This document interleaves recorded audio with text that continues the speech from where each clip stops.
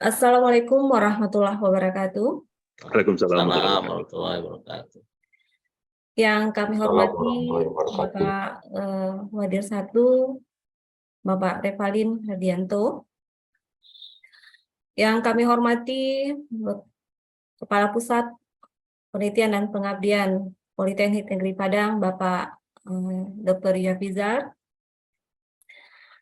Yang kami hormati Bapak Ibu pengelola P3M, PNP, dan seterusnya yang kami banggakan, Bapak dan Ibu, staf pengajar, peneliti, sekaligus pelaksana pengabdian di lingkungan Politeknik Negeri Padang.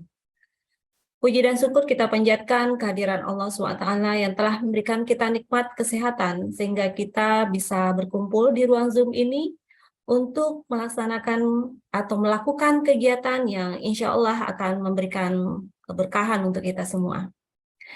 Bapak dan Ibu yang kami hormati, untuk tidak memperpanjang mukadimah, marilah kita mulai dan sekaligus untuk melancarkan kegiatan kita mulai kegiatan kita ini dengan mengucapkan Bismillahirrahmanirrahim. Bapak dan Ibu, kita lanjutkan ke acara berikutnya berupa sambutan dari Kepala Pusat Penelitian dan Pengabdian, dalam hal ini Bapak Dr. Yafizar. Pada Bapak, waktu kami persilakan. Oke, baik. Terima kasih. Assalamualaikum warahmatullahi wabarakatuh. Waalaikumsalam warahmatullahi wabarakatuh. Puji dan syukur tak sampai kepada Allah Subhanahu wa taala. Salawat dan salam kepada junjungan kita Nabi besar Muhammad SAW. Allahumma sholli ala sayyidina Muhammad wa ala ali sayyidina Muhammad. Yang sama-sama kita hormati Bapak Wadir 1, Bapak Dr. Revalin, kemudian Bapak Ibu tim P3M dan Bapak Ibu Sivitas Akademika Politeknik Negeri Padang. Alhamdulillah hari ini kita masuk ke tahap pertama dalam proses penelitian pengabdian kita di tahun 2023 ini. Kita akan melakukan sosialisasi skema-skema penelitian kita di tahun ini, apa saja syaratnya, apa saja luarannya, dan apa yang akan kita lakukan kegiatan-kegiatan terkait dengan P3M di tahun ini.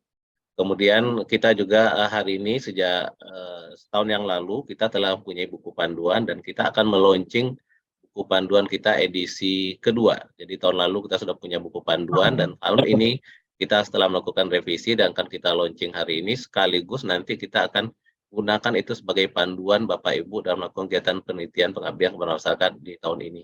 Jadi dengan ada buku panduan itu sebenarnya sudah membantu kita dalam membuat berbagai mulai dari proposal, bagaimana isi kegiatan penelitian pengabdian, laporannya, sehingga nanti publikasi dan luaran lainnya. Dan itu kami juga mohon nanti dari Pak Wadir untuk meluncing buku panduan ini, nanti kita akan ada semacam animasi sederhana Pak Wadir untuk meluncing buku panduan ini, sehingga nanti ini betul-betul menjadi panduan yang berharap ini sudah lengkap, walaupun kita sudah berusaha maksimal, mungkin nanti masih banyak kekurangan, nanti akan kita perbaiki lagi di panduan tahun depan. Mungkin untuk awal itu dulu, jadi setelah nanti kita launching buku panduan, nanti kita sosialisasi apa saja yang akan kita kerjakan di tahun ini. Mungkin demikian dulu dari saya, terima kasih banyak. Assalamualaikum warahmatullahi wabarakatuh. Waalaikumsalam warahmatullahi wabarakatuh. Terima kasih Bapak atas sambutannya untuk kegiatan kita pagi ini. Selanjutnya kita minta kata sambutan dari Bapak Revalin Herdianto, sekaligus meluncing buku edisi 2 dari Panduan Penelitian Pengabdian Politeknik Negeri Padang. Kepada Bapak, kami persilakan. Terima kasih Bu Afifah. Bismillahirrahmanirrahim. Assalamualaikum warahmatullahi wabarakatuh. Waalaikumsalam warahmatullahi wabarakatuh. Alhamdulillahirabbil alamin wassalatu wassalamu ala asrofil anbiya'i wal mursalin wa ala alihi wa sahbihi ajmain. Yang sama-sama kita hormati Kepala Pusat Penelitian dan Pengabdian kepada Masyarakat Pak Dr. Yafizar, Ibu-ibu Sekretaris P3M, Bu Afifah, Bu Ita, Bapak dan Ibu pimpinan Politeknik Negeri Padang, staf pengajar yang kami banggakan. Alhamdulillah Bapak dan Ibu atas kerja keras tim, akhirnya buku panduan edisi kedua ini berhasil kita selesaikan.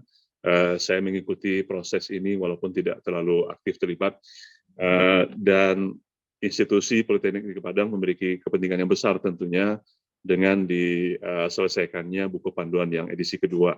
Dan contoh kemarin kita memberikan masukan bahwa di penelitian ini itu kita harus melibatkan mahasiswa karena memang di akreditasi itu ada poin penilaian bahwa jumlah mahasiswa yang terlibat dalam penelitian, jumlah mahasiswa yang terlibat dalam pengabdian masyarakat. Nah, di atas semua itu Bapak Ibu, ini buku panduan ini sangat penting bagi kita karena ini memberikan suatu roadmap arahan tentang cara-cara, tata cara gitu ya, untuk melakukan penelitian dan pengabdian masyarakat di lingkungan Politeknik Negeri Padang, yang barangkali kita punya panduan dari kementerian, namun tentunya kita memiliki hal-hal yang sifatnya spesifik, ya, penekanan-penekanan tertentu yang menjadi turunan dari Renstra kita. Nah, karena itu upaya dari teman-teman untuk melakukan revisi panduan ini sangat kami apresiasi. Nah, mudah-mudahan ini sudah mengakomodir seluruh kebutuhan institusi, gitu ya. Nah, dan ini juga sudah kita diskusi dengan panduan standar penelitian dan pengabdian masyarakat. Beberapa waktu yang lalu sudah lakukan diskusi antara SPM dengan P3M, dan ini akan dibawa ke Senat sehingga menjadi suatu standar yang akan menjadi acuan bagi seluruh sivitas akademika dalam kaitannya dengan aktivitas penelitian dan pengabdian masyarakat sampai ke hilirisasi nantinya. Nah, Bapak dan Ibu, selain dari launching panduan ini, kita juga melakukan sekaligus pembukaan ya, penerimaan proposal, penelitian, dana DIPA tentunya. Nah, mungkin besaran dana ini masih belum memuaskan kita, namun kita tentu harus mengikuti kesanggupan atau kemampuan dari institusi, sehingga pada saat ini itulah yang bisa diberikan oleh institusi, karena kita semua tentunya mengacu kepada indikator kinerja utama yang diturunkan dari IKU Direktur dari Kementerian. Kemudian juga ada kebutuhan-kebutuhan lain dari institusi, seperti selain dari mencapai IKU, itu juga memenuhi akreditasi program studi dan akreditasi institusi.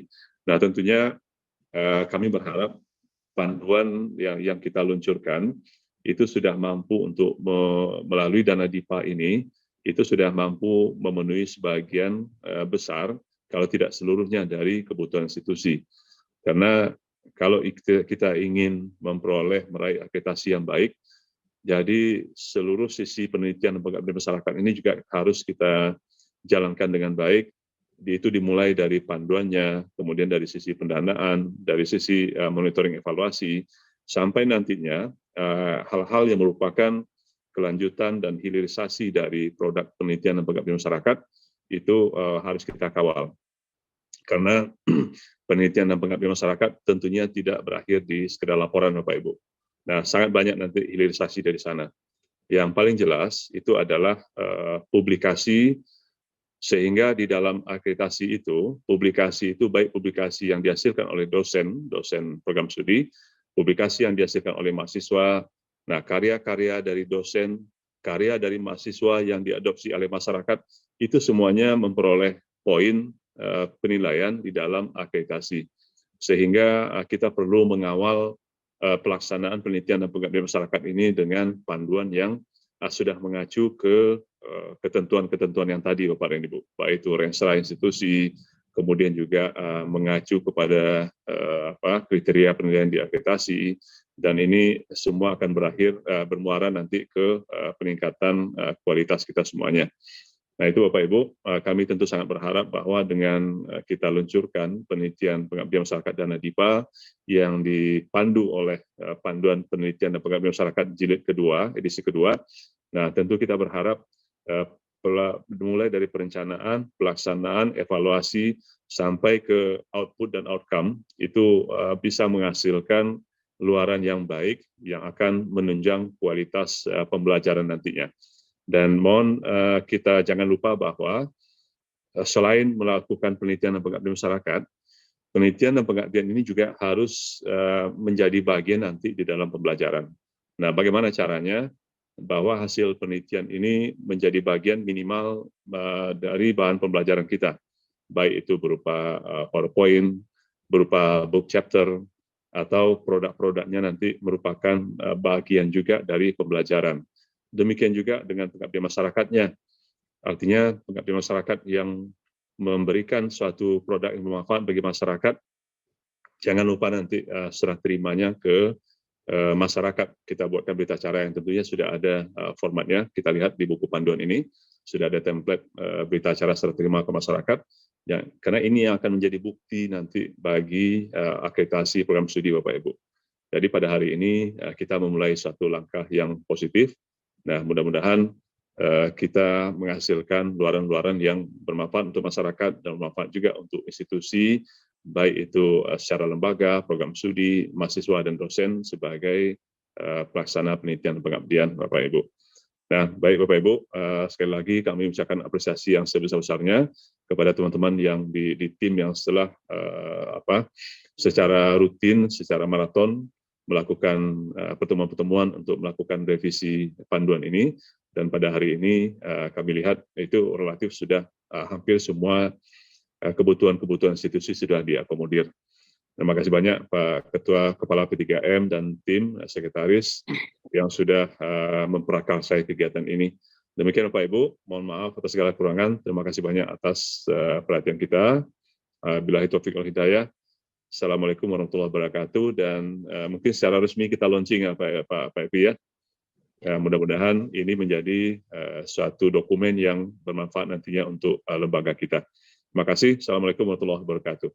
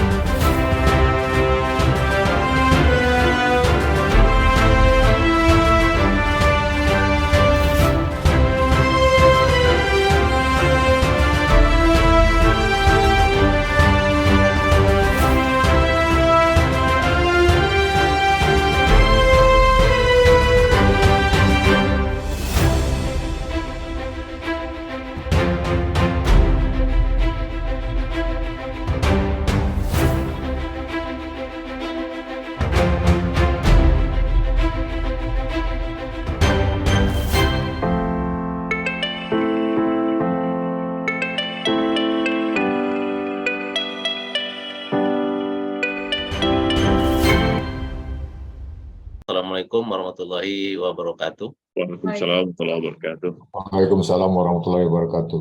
Salam kehormatan kita kepada pimpinan Politeknik Padang yang tadi hadir Pak Wadir 1, Bapak Wadir 2, Bapak Ibu Kajur, dan Bapak Ibu dosen Sivitas Akademika Politeknik Padang. Alhamdulillah hari ini kita merupakan langkah awal kita untuk kegiatan PKM tahun ini. Dan izin saya share screen Bapak Ibu. Mungkin saya pilihnya share screen ya.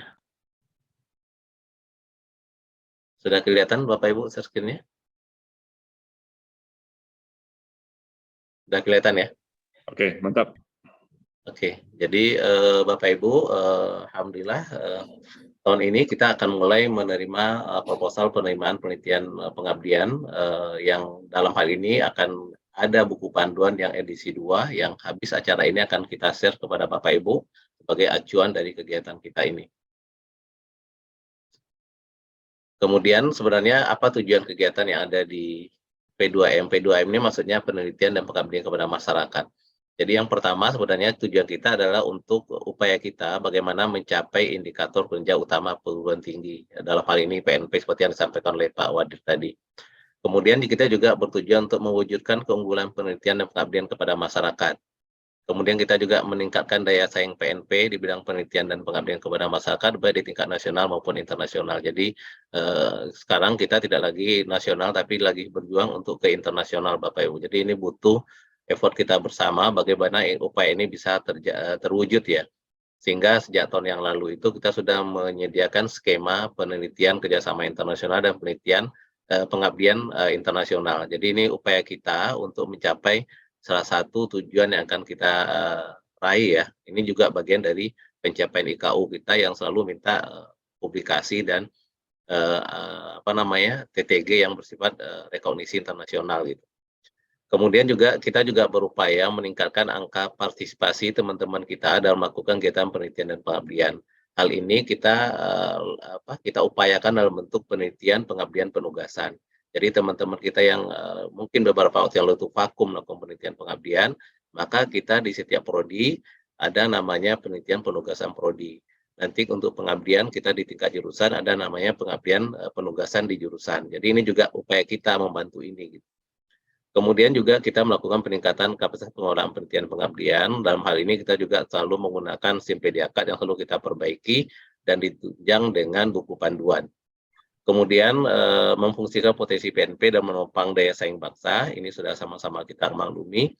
Dan kemudian juga upaya kita mendukung Merdeka Belajar Kampus Merdeka. Nah ini juga sudah ada buku panduan yang dibuat oleh Wadir 1 dan tim ya Bapak Ibu. Jadi apa yang kita lakukan sebenarnya ini adalah bagian dari hal-hal yang sudah semestinya kita lakukan di P2M. Dan itu telah kita upayakan semuanya Bapak Ibu. Tujuan yang langkah-langkah untuk mencapai tujuan ini gitu. Kemudian di tahun ini kita ada skema kita mengadopsi yang ada di tingkat pusat Bapak Ibu, ada yang levelnya kompetitif. Jadi kompetitif itu artinya kita mengajukan proposal dan bersaing dengan teman-teman Politeknik Negeri Padang. Lalu ada penugasan, jadi penugasan itu tingkatnya dari kita di tingkat pimpinan akan menugaskan kalau penelitian, ada penelitian terapan program studi, ada penelitian terapan pusat studi. Kalau di pengabdian nanti ada namanya penerapan eptek pengembangan. Jadi kalau penelitian yang penugasan ada di prodi, sedangkan pengabdian penugasannya ada di tingkat jurusan. Kemudian ada namanya mandiri. Jadi yang mandiri ini Bapak Ibu, kita sudah share juga nanti prosedurnya. Jadi Bapak Ibu, dalam proses melakukan pengabdian mandiri tetap harus melapor dulu ke P3M. Nanti P3M akan mengeluarkan surat bahwa Bapak Ibu melaksanakan pengabdian atau penelitian mandiri. Jadi ada prosedur yang kita lewati, yang harus dilewati. Nah ini nanti mau kita bahas satu-satu Bapak Ibu apa saja syarat, luaran dan lain sebagainya untuk skema penelitian dan pengabdian kita di tahun ini. Ketentuan umum, nah ini mungkin di awal-awal perlu kita sepakati bersama Bapak Ibu terkait dengan ketentuan umum yang sedikit berbeda dengan tahun-tahun sebelumnya. Ada beberapa penekanan-penekanan yang kita lakukan agar penelitian kita itu, agar dana yang kita cairkan kepada Bapak Ibu itu betul-betul terlaksana dan digunakan sebaik-baiknya untuk keperluan penelitian dan pengabdian kita sehingga tercapai luaran yang kita inginkan. Yang pertama di ketentuan umum itu adalah ketua peneliti atau pelaksana pengabdian itulah dosen tetap Politeknik Negeri Padang Bapak Ibu yang telah punya NIDN atau NIDK dan telah memiliki ID Sinta. Nah, ini yang baru kita tambahkan Bapak Ibu, walaupun tahun lalu itu sudah semuanya telah memiliki ID Sinta, tapi sekarang kita nyatakan di buku panduan bahwa seluruh dosen kita yang akan menjadi ketua maupun jadi anggota nanti sebenarnya harus memiliki ID Sinta. Jadi tidak ada lagi dosen-dosen kita nggak punya ID Sinta. Karena ID Sinta itu sangat perlu, seluruh data kita ada di Sinta dan jadi acuan ya bagi pusat untuk menilai kinerja kita. Kemudian anggota atau pelaksana pengabdian adalah dosen PMP yang punya NIDN, NIP atau NIDK atau mahasiswa PNP aktif. Jadi mahasiswa PNP aktif seperti yang disampaikan tadi, seluruh skema kita wajib mengikutkan mahasiswa minimal 1 orang Bapak Ibu dan boleh mengikutkan tenaga kependidikan kita PLP atau Prakom yang ada di tempat kita Bapak Ibu, karena juga dia fungsional. Jadi teman-teman di PLP atau di Prakom itu boleh menjadi anggota dari setiap penelitian yang dilaksanakan oleh dosen-dosen kita. Kemudian semua usulan itu dilakukan melalui Simpediakat, ini sudah biasa di simpediakat.pmp.ac.id. Kemudian jumlah dasar setiap dosen itu boleh mengusulkan 2 usulan penelitian dan 2 usulan pengabdian. Kalau 2 usulan boleh 1 sebagai ketua atau 1 sebagai anggota atau dua-duanya sebagai anggota, baik itu di penelitian maupun di pengabdian. Jadi Bapak Ibu punya kesempatan 2 penelitian dan 2 pengabdian. Kemudian sebagaimana sebelumnya Bapak Ibu, kalau luaran wajib Bapak Ibu tidak terpenuhi, maka ketua peneliti pelaksana pengabdian tidak diperkenankan mengikuti atau mengusulkan penelitian pengabdian di tahun depan yang disumber dana dari DIPA PNP. Jadi kalau tahun ini luaran wajib Bapak Ibu ada yang tidak terpenuhi, maka kita beri sanksi 1 tahun tidak diperkenankan untuk mengikuti penelitian pengabdian didanai oleh DIPA kecuali mandiri baik sebagai anggota maupun ketua. Ini sanksi yang kita berikan agar kita betul-betul berharap Bapak Ibu dana yang kita berikan itu tercapai luaran wajibnya gitu. Kemudian ketua peneliti atau ketua pelaksana pengabdian yang tidak berhasil nih yang masih yang sama yang tadi lanjutannya. Kemudian pertanggungjawaban dana penelitian mengacu kepada ketentuan SBM. Jadi Bapak Ibu silakan nanti download atau nanti kita share Bapak Ibu terkait dengan item-item yang bisa kita gunakan untuk menggunakan anggaran yang diberikan oleh DIPA Bapak Ibu. Nanti kita share aturannya, jadi silakan diikuti.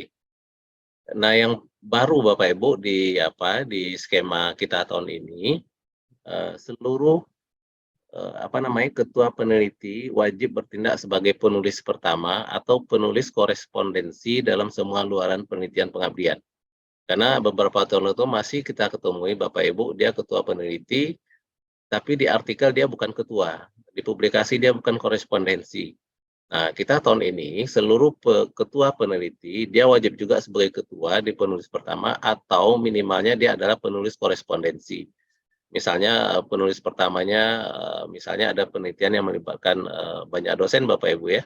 Jadi mungkin yang penulis korespondensi adalah penulis pertama, ketuanya boleh. Jadi ketua peneliti wajib menjadi penulis pertama atau penulis korespondensi dalam setiap luaran penelitian pengabdian. Kemudian seluruh anggota tim peneliti atau pengabdi wajib masuk dalam publikasi ilmiah. Jadi kemarin itu masih kita temui Bapak Ibu anggotanya ada 5 tapi di publikasi hanya 3 gitu. Nah ini yang terjadi. Jadi di tahun ini kita berharap seluruh anggota yang ada dalam skema penelitian itu wajib namanya muncul dalam publikasi apapun dari kegiatan penelitian atau pengabdiannya. Nah ini yang membedakan kita dengan tahun-tahun sebelumnya Bapak Ibu. Ini tujuan kita adalah agar harapan kita seluruh anggota yang terlibat dalam penelitian pengabdian itu kalau ada luaran publikasi mereka masuk namanya, sehingga ini juga membantu untuk BKD dan lain sebagainya. Jadi tidak ada namanya pas dipublikasi namanya tidak muncul, tapi di waktu mengajukan proposal namanya muncul gitu. Nah ini Bapak Ibu kita harapkan di tahun ini seluruh yang ada di dalam dalam tim peneliti atau pengabdi di seluruh publikasinya selalu mewajibkan namanya muncul gitu ya. Kemudian di setiap publikasi juga mencantumkan bahwa dananya ada dari dana DIPA. Ini tanggal penting, jadi yang tadi itu catatan kita untuk syarat ketentuan umumnya Bapak Ibu. Nah, ini tanggal penting, kita di kemarin tanggal 21 sampai 25 kemarin sudah melakukan cek eligible atas luaran penelitian pengabdian kita yang di tahun 2022. Nah, mulai tanggal 1 besok Bapak Ibu bisa masuk ke Sipediaka dan bisa mencek apakah eligible atau tidak. Nah, jika seandainya terjadi misalnya Bapak Ibu merasa eligible lalu ternyata di sistem tidak eligible, nanti silakan dikomunikasikan agar kami cek. Ternyata dari beberapa kasus misalnya di Simpediakat itu Bapak Ibu tidak upload luarannya, tapi begitu dicek di luar ternyata luaran itu sudah ada. Sementara yang kita cek itu adalah apa yang Bapak Ibu upload di Simpediakat. Maka Bapak Ibu pastikan seluruh luaran yang sudah tercapai di tahun lalu itu sudah masuk di Simpediakat itu. Nah, takutnya seperti itu. Jadi Bapak Ibu di sistem sekarang tidak eligible, ternyata Bapak Ibu sebenarnya eligible, tapi nggak upload datanya di Simpediakat. Nah, ini sementara nanti dari beberapa itu hampir, pokoknya rata-rata 10% ada yang tidak eligible Bapak Ibu. Ini yang perlu kita cek dan dicek lagi. Kemudian sosialisasi buku panduan ini yang kita laksanakan hari ini. Rencana kita kemarin, cuman kemarin itu jadwalnya sangat padat, jadi kita agendakan hari ini. Dan tidak bisa kita tunda lagi Bapak Ibu, walaupun hari ini banyak agenda-agenda yang lain ya. Jadi mudah-mudahan ini kita rekam, nanti bisa kita share lagi. Kemudian penerimaan proposal itu akan kita mulai dari tanggal 1 sampai 31 Maret. Penerimaan proposal kita hanya satu tahap Bapak Ibu. Hanya satu tahap. Jadi silakan Bapak Ibu buat proposal terbaiknya sehingga nanti bisa lolos di tahap pertama ini saja gitu ya. Jadi kita berharap di yang berikutnya kalau tidak lolos bisa digunakan untuk penelitian atau pengabdian mandiri atau nanti bisa diusulkan ke dana pusat. Kemudian pengumuman proposal Danai ini kita rencanakan tanggal 9 April, lalu tanda kontrak nanti 14 April, dan setelah itu sebenarnya begitu sudah diumumkan Bapak Ibu sudah boleh mulai melakukan penelitian. Kemudian nanti di tanggal 7 September kita akan mengadakan Monef kemajuan untuk penelitian. Dan pengabdian tidak ada Monef kemajuan Bapak Ibu ya, Monef akhir saja. Jadi di tanggal 8 November kita akan mengadakan Monef akhir penelitian dan pengabdian. Lalu tanggal 23 November seminar hasil. Jadi ini adalah tahapan-tahapan yang akan kita lewati hingga akhir tahun ini gitu. Jadi mohon dicatat Bapak Ibu tanggal-tanggal penting ini. Kemudian tahapan dalam mengelola proposal. Jadi begitu Bapak Ibu sudah nanti sampai 31 Maret sudah masukin proposalnya, itu jangan lupa satu hard copy-nya dikumpulkan ke P3M. Jadi ibaratnya kalau tadi tanggal 31 Maret terakhir, paling tidak tanggal 7 April ada satu hard copy yang Bapak Ibu kumpulkan ke P3M ya Bapak Ibu. Ini untuk arsip kita, jadi satu aja. Selebihnya hanya soft copy yang ada di Simpediakan. Kemudian setelah proposal Bapak Ibu masukkan di Simpediakan setelah tanggal 31, maka kita di tim P3M akan melakukan namanya desevaluasi. Jadi mungkin sekitar 1 minggu Bapak Ibu kita mencek syarat-syarat survei skema itu sudah terpenuhi atau tidak. Nah ini nanti namanya desevaluasi. Jadi untuk desevaluasi memang selama ini tidak kita tidak kita sampaikan keluar Bapak Ibu hasil dari desevaluasi, tapi memang dalam prosesnya tidak kita lanjutkan ke dalam penilaian substansi oleh reviewer.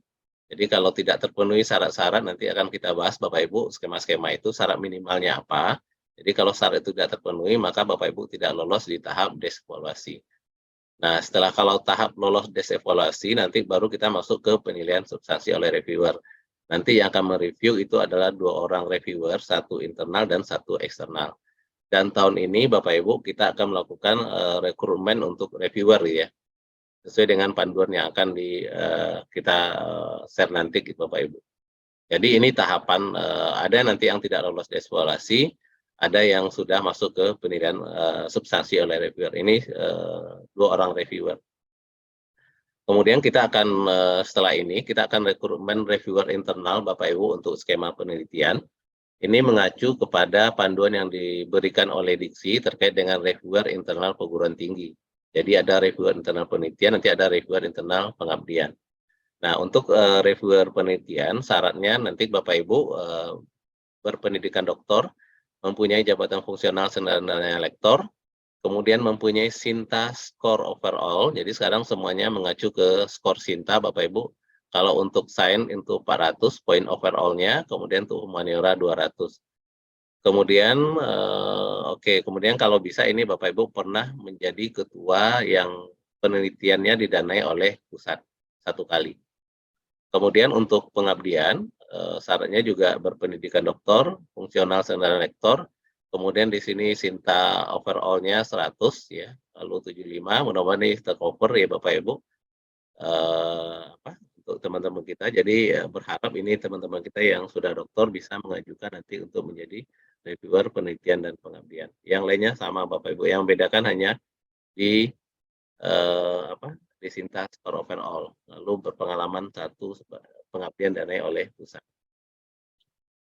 Nah, kita lihat kepada buku panduannya yang sekarang. Ini nanti kita akan share Bapak Ibu di grup kita ya.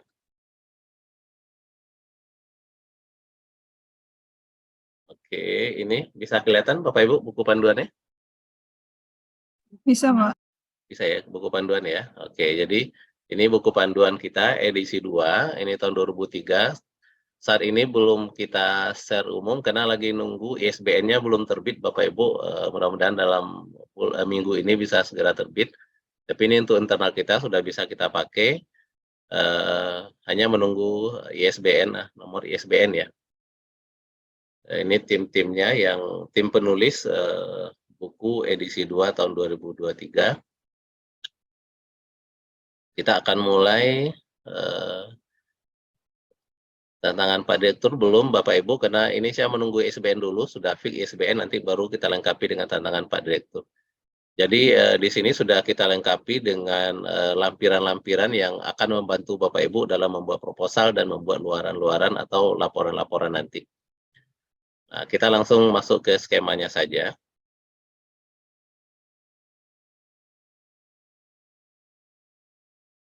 Ya, masih ada yang perlu diperbaiki, nanti kita perbaiki Bapak Ibu. Tapi secara umum ini sudah oke, sambil menunggu SBN Bapak Ibu akan kita rilis secara resmi.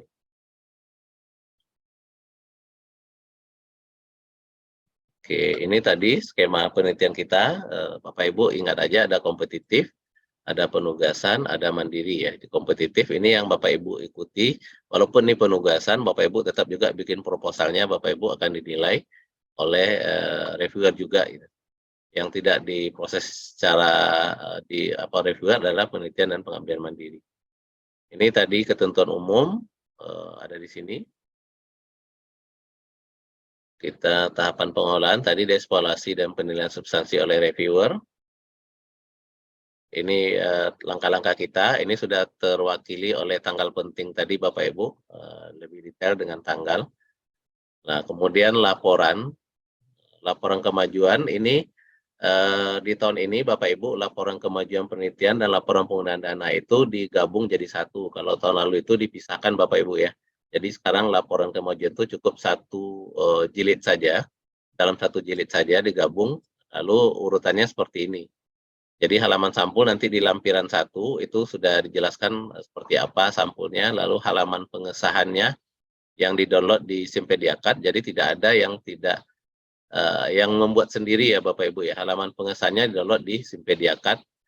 Kemudian tabel tinjauan pustaka, metode, hasil, dan ini karena dia laporan kemajuan di sini baru hasil dan luaran yang dicapai, lalu rencana berikutnya di bab 6-nya.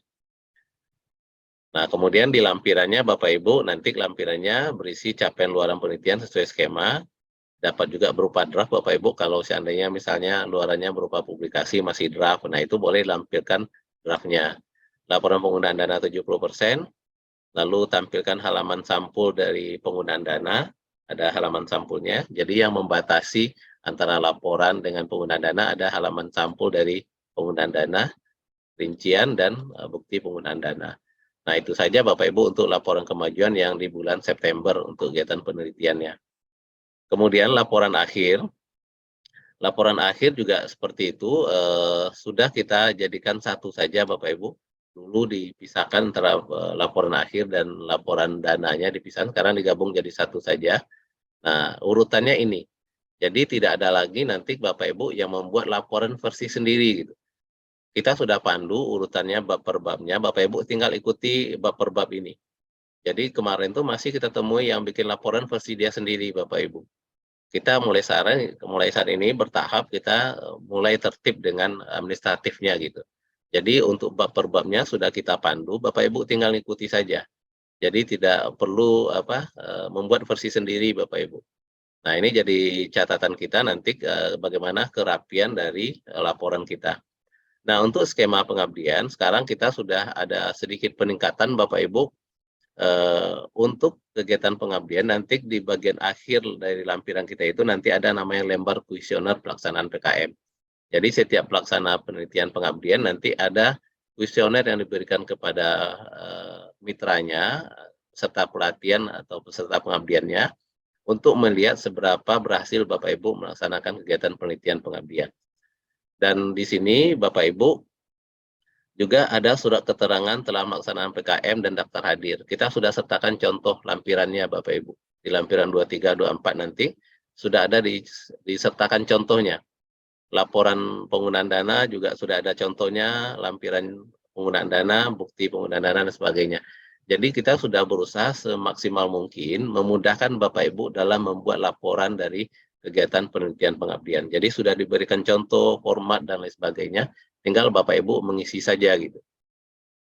Nah, ini nanti format laporan akhir penelitian maupun pengabdian. Bapak Ibu yang penelitian mandiri, pengabdian mandiri juga formatnya seperti ini. Jadi formatnya sama untuk laporan penelitian pengabdian mandiri, formatnya sama Bapak Ibu. Jadi kita sudah pandu sedetail mungkin Bapak Ibu ya. Kemudian untuk penggunaan dana, nanti silakan Bapak Ibu lihat saja yang di buku panduan nanti ya. Lalu seminar hasil, kita ingin masuk ke skema masing-masing ya. Ini kita percepat. Ini kayak internet saya agak lambat ya. Jadi format buku kita ini mengacu ke format pusat Bapak Ibu. Jadi mudah-mudahan bisa cukup mudah dipahami ya. Nah, yang pertama kita adalah penelitian terapan unggulan perguruan tinggi Bapak Ibu, PTU, PT ya Bapak Ibu. Nah, PTU, PT ini digunakan untuk teman-teman yang melakukan penelitian yang tujuan akhirnya adalah untuk mencapai unggulan penelitian yang ada di Renstra Politeknik Negeri Padang, jadi di Renstra PNP. Jadi Bapak Ibu nanti yang akan mengambil skema ini, pastikan dibaca yang ada di Renstra Penelitian PNP tahun 2021-2024. Di situ ada sub bidang unggulan masing-masing prodi. Nah, pastikan penelitian Bapak Ibu itu meng-cover salah satu unggulan yang ada di situ. Jadi skema PTU ini adalah upaya kita membantu mempercepat capaian dari produk unggulan penelitian yang ada di Politeknik. Jadi acuannya adalah Renstra Penelitian PNP tahun 2021-2024. Sekali lagi untuk yang skema ini Bapak Ibu pastikan judul Bapak Ibu tercover dari bidang-bidang unggulan yang ada di Renstra Penelitian PNP tahun 2021-2024. Nah, kemudian di skema ini juga kita berharap Bapak Ibu wajib melakukan 1 orang mahasiswa, kecuali dosen MKDU Bapak Ibu ya. Jadi wajib mahasiswa di sini adalah terkait dengan tugas akhirnya. Jadi penelitian Bapak Ibu itu bersinggungan dengan tugas akhir mahasiswa, walaupun tidak keseluruhannya ya. Tapi tugas akhir mahasiswa itu bisa selesai dengan melalui penelitian Bapak Ibu. Gitu. Nah, TKT-nya nanti adalah TKT 4 sampai dengan 6. Jadi skema PTU ini betul-betul untuk penelitian yang sudah dianggap lebih baik Bapak Ibu, ini yang kita dorong, dan ini paling banyak juga kita danai Bapak Ibu untuk PTU ini. Jadi berharap dengan PTU ini, samping penelitian kita berhasil juga mencapai target yang ada di Renstra Penelitian PNP, juga membantu menyelesaikan tugas akhir mahasiswa. Nah, ini dia sekalian. Kemudian luaran yang kita minta untuk skema ini Bapak Ibu, luarannya hanya ada 2, publikasi dan tugas akhir. Jadi luaran Bapak Ibu hanya ada 2 di skema ini, publikasi 1 atau tugas akhir. Dan tugas akhir ya, jadi tugas akhir. Publikasinya apa saja, Bapak Ibu milih salah satu, ini banyak ataunya. bisa Bapak Ibu publikasi satu artikel pada jurnal internasional. Atau, jadi kalau Bapak Ibu nggak bisa publikasi jurnal internasional, Bapak Ibu boleh ikut nasional terakreditasi Sinta 1, Sinta 2. Kalau juga ini tidak memungkinkan, Bapak Ibu bisa ikuti publikasi artikel proceeding seminar internasional yang TEDx Scopus atau WOS. Jadi tahun ini nanti kita di Politeknik, di konsorsium ada ICAS, ada juga namanya ABEC yang tahun ini akan terindeks oleh Scopus dan WOS. Jadi Bapak Ibu boleh ikut itu ICAS atau ABEC ya. Kalau nanti sudah terindeks Scopus atau WOS. Minimal ada bukti tanda terimanya. Jadi kalau seandainya Bapak Ibu mengajukan ke ke jurnal, minimal ada tanda terima bahwa artikel Bapak Ibu akan publish pada isu berapa. Walaupun dia belum publish, tapi sudah ada LOE-nya gitu. Tapi kalau dia proceeding, Bapak Ibu harus ada artikelnya. Jadi kalau proceeding harus sudah tampil di proceedingnya, ikut ICAS sudah tampil di proceeding ICAS-nya gitu. Atau minimal kalau Bapak Ibu sudah presentasi saja, biasanya sudah ada tanda terimanya gitu. Nah, kalau jurnal internasional mungkin butuh waktu lama, Bapak Ibu nggak bisa dapat letter of intent, kalau jurnal internasional juga seperti itu, maka yang paling gampang yang bisa Bapak Ibu dapatkan di tahun ini juga adalah mengikuti seminar. Karena seminar itu pasti akan dilaksanakan di tahun ini. Nah, kalau Bapak Ibu sudah presentasi, berarti Bapak Ibu sudah bisa mendapatkan namanya LOE. Jadi tidak ada alasan Bapak Ibu tidak terpenuhi karena ini gitu ya. Tapi nah ini Bapak Ibu tinggal mengukur ya. Kalau jurnal internasional kira-kira bisa nggak ya kalau kita nanti di bulan Maret sudah mulai, berarti paling tidak Bapak Ibu di bulan Agustus sudah submit gitu ya. Jangan submitnya di Desember, pasti nggak akan diterima di tahun ini ya, pasti tahun depan gitu. Jadi kita ngukur sendiri. Jadi itu Bapak Ibu untuk skema PTU ini hanya ada dua luarannya, publikasi dan tugas akhir mahasiswa. Luaran tambahannya ini kita sarankan Bapak Ibu untuk mendapatkan hak kekayaan intelektual. Penelitian ini kita danai maksimal 15 juta Bapak Ibu, tapi dalam kenyataannya kita selalu fix di angka 15 juta ya, walaupun kita menyebutnya maksimal. Nah ini tergantung nanti kalau ada perubahan-perubahan, tapi selama ini kita selalu fix di angka 15 juta rupiah. Nah, syaratnya apa? Jadi syarat ketua pengusul berpendidikan S3 dengan jabatan fungsional minimal asisten ahli atau S2 dengan minimal lektor. Kemudian yang baru kita tambahkan Bapak Ibu adalah memiliki Sinta score overall 50 untuk bidang saintek. Kalau di pusat itu 100, 150 Bapak Ibu, sekarang kita 50 saja. Ini hanya untuk memicu dan memacu Bapak Ibu agar meningkatkan skor Sintanya. Jadi selalu kita upayakan Bapak Ibu untuk update Sintanya gitu ya, agar skor Sinta Bapak Ibu terpenuhi. Jadi kalau kita di angka 50 ini kemarin kita lihat rata-rata sudah terpenuhi. Dan untuk bidang-bidang soshum, seni dan budaya Bapak Ibu tata niaga ya bisa di angka 25. Anggota pengusul ini rata-rata sama semua skema Bapak Ibu. Anggota pengusul berjumlah 1 sampai 4 orang. Jadi satu ketua, anggotanya 1 sampai orang. Anggota ini siapa saja, itu boleh dosen, boleh PLP, atau boleh mahasiswa. Jadi maksimal di setiap skema itu hanya 5 orang Bapak Ibu, 1 ketua, 4 anggota, dan anggotanya itu boleh dosen, boleh PLP, boleh mahasiswa atau prakom ya. Nah, di skema ini PTU tadi sudah disampaikan wajib melibatkan 1 orang mahasiswa yang sedang tugas akhir. Jadi kalau di skema lain boleh melibatkan mahasiswa tapi tidak sedang tugas akhir. Kalau di skema PTU itu yang dilibatkan mahasiswa yang sedang tugas akhir. Nah, tapi ini terkecuali bagi dosen yang MKDU. Jadi dosen MKDU boleh tidak melibatkan mahasiswa. Nah, sistematika usulan Bapak Ibu sudah kita pandu sedemikian rupa, halaman sampul nanti lihat halaman 7, di situ ada covernya, ada warnanya apa, kalau skema PTU apa gitu ya, ada keterangan warnanya, halaman pengesahan, identitas umum, ada lampiran 8, ringkasan isinya apa saja, sudah kita jelaskan di sini, pendahuluan sampai ada restra dan roadmap, ini Bapak Ibu pastikan ngacu ke restra penelitian.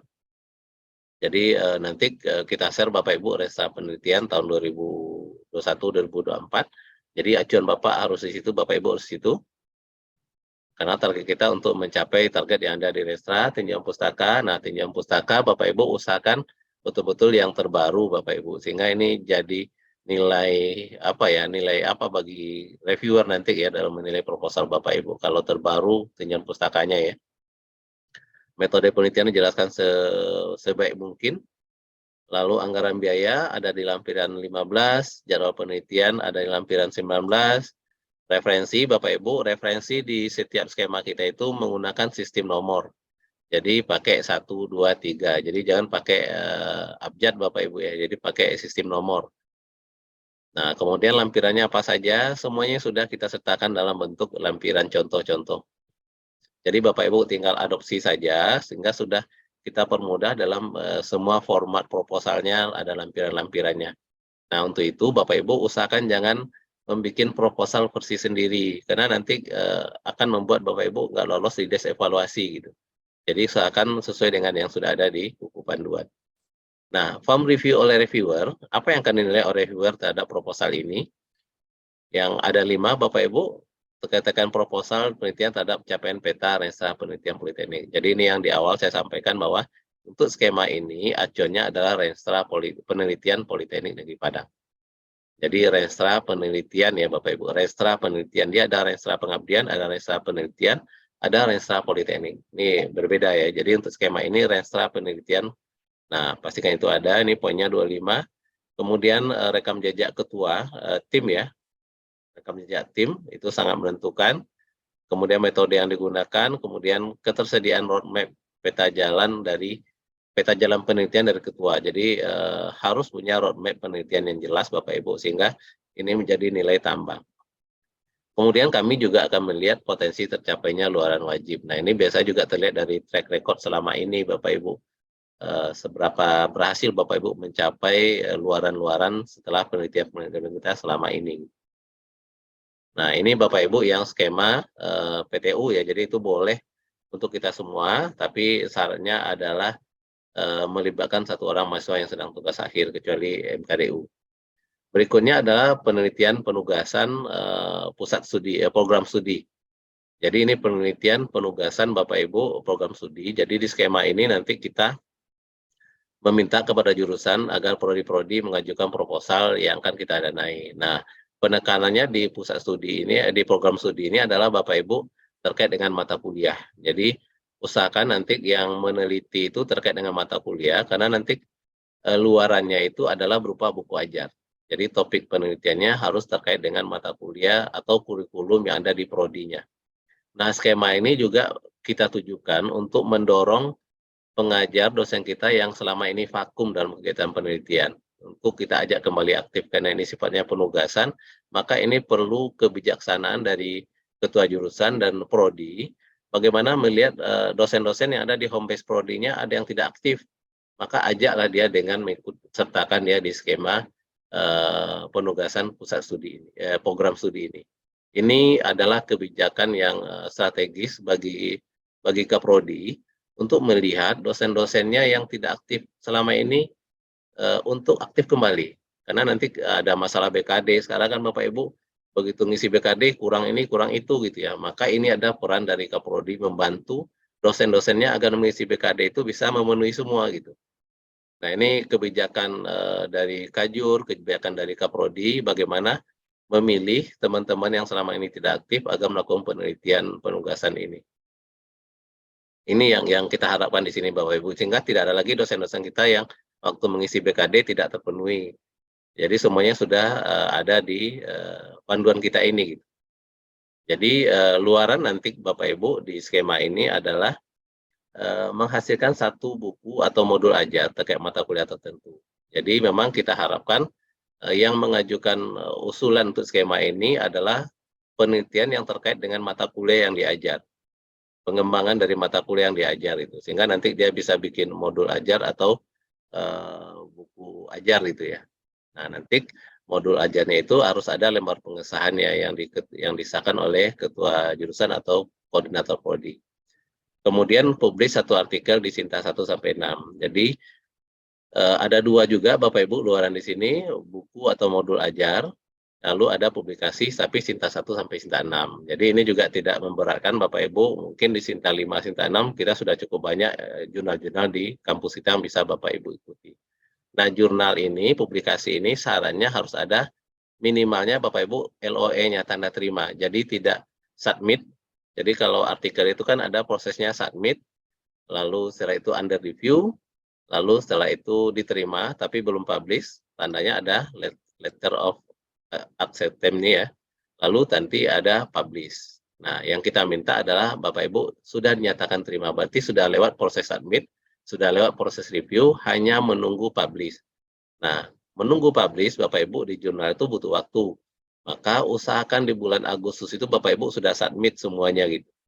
Jadi di Agustus sudah, jadi ada waktu 2 atau 3 bulan untuk kita menunggu Bapak Ibu. Mudah-mudahan diterima gitu ya. Jadi jangan nanti submit publikasi itu di bulan November. Saya sarankan di bulan Agustus sudah submit artikelnya gitu. Jadi usahakan penelitiannya itu di bulan Agustus atau September sudah hampir selesai lah Bapak Ibu, tinggal submit artikelnya. Jadi 2 ini Bapak Ibu luarannya, sekali lagi penekanannya di program studi ini adalah bagaimana meningkatkan teman-teman yang selama ini belum aktif jadi aktif, kemudian bagaimana melakukan penelitian yang berhubungan dengan mata kuliah yang diajar, terutama mata kuliah ketua penelitinya gitu. Nah, untuk proposalnya sama juga Bapak Ibu dengan yang tadi, sudah kita jelaskan juga, di situ keterangannya. Kita lanjut ke pusat studi. Ini form reviewnya tetap kita review Bapak Ibu ya, proposalnya walaupun untuk penugasan tetap kita akan lakukan review.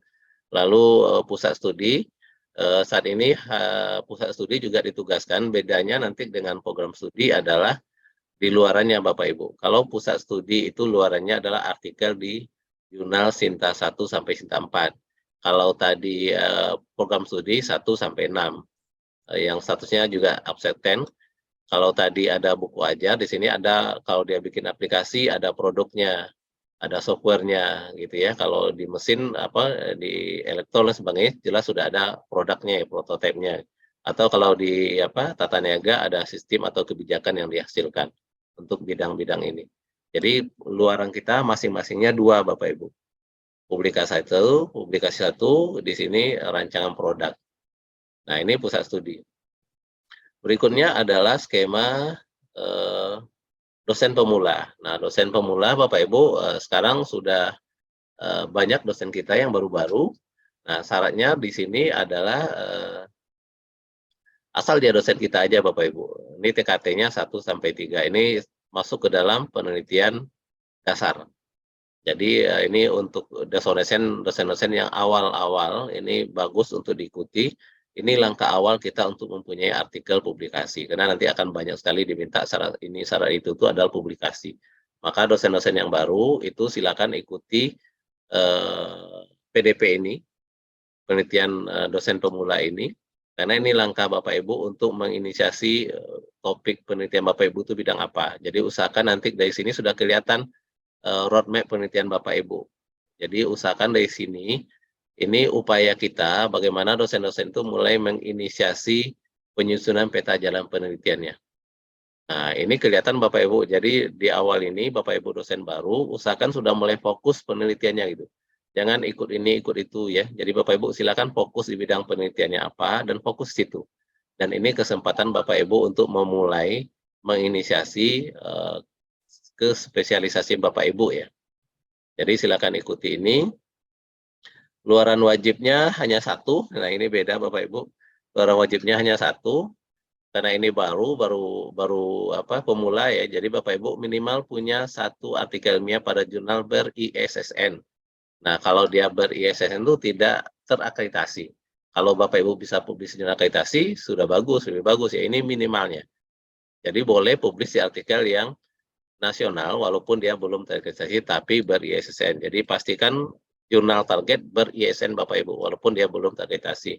Tapi statusnya publish. Atau Bapak Ibu mengikuti seminar nasional. Nanti kita kan ada ABEK tuh. Nanti ada Sentrinov. Bapak Ibu boleh ikut itu juga untuk jadi luaran kegiatan Bapak Ibu ini.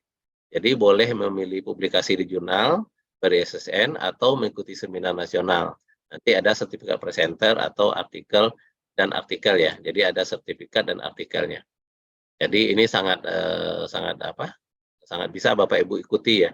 Kalau untuk jurnal mungkin lama, tapi kalau itu ikut conference, seminar nasional, itu kalau Bapak Ibu ngirim artikelnya, biasanya jarang yang ditolak. Jadi usahakan memang jangan sampai ikuti skema ini nggak tercapai apa luarannya ya. Karena kalau nggak capai luaran, Bapak Ibu nanti di blacklist di tahun depan. Kan nggak bagus gitu ya. Ini kesempatan bagus untuk Bapak Ibu ikuti untuk mengawali skema roadmap-nya ya penelitiannya. Dana yang disediakan 7 juta ya. Nah, syaratnya ini saya rasa semua sudah bisa minimal S2 pasti ya dosen kita, kemudian asisten ahli dan memiliki ID Sinta. Nah, kan teman-teman pastikan sudah levelnya asisten ahli. Kalau belum asisten ahli, boleh menjadi anggota, ketuanya belum. Jadi untuk menjadi ketua, sudah menjadi asisten ahli dulu dan memiliki ID Sinta. Anggota sama 1 sampai 4. Nah, di sini wajib mengikutsertakan minimal 1 orang mahasiswa sebagai anggota. Jadi dari 4 itu 1 orang mahasiswa, 3 boleh dosen. Jadi bisa Bapak Ibu ajak teman-teman yang lain. Kemudian di sini ada ketentuan hanya boleh menjadi ketua anggota maksimal 2 kali. Oke, sistematika proposalnya sudah kita uraikan di sini. Sudah bisa Bapak Ibu lihat. Kemudian berikutnya adalah skema terapan pemula. Nah, ini banyak Bapak Ibu kemarin di jurusan teknik mesin ya. Ini skema yang kita tujukan untuk teman-teman yang telah menjadi pembimbing di dalam penelitian yang sudah ada produknya untuk ditingkatkan lagi kualitas produknya. Jadi hasil tugas akhir mahasiswa kita kemas sedemikian rupa sehingga lebih layak untuk dipublikasikan atau layak untuk kita hibahkan. Jadi skema terapan pemula ini lebih kepada memperbaiki kualitas produk dari karya mahasiswa kita, bimbingan kita untuk nanti kita hibahkan ke masyarakat.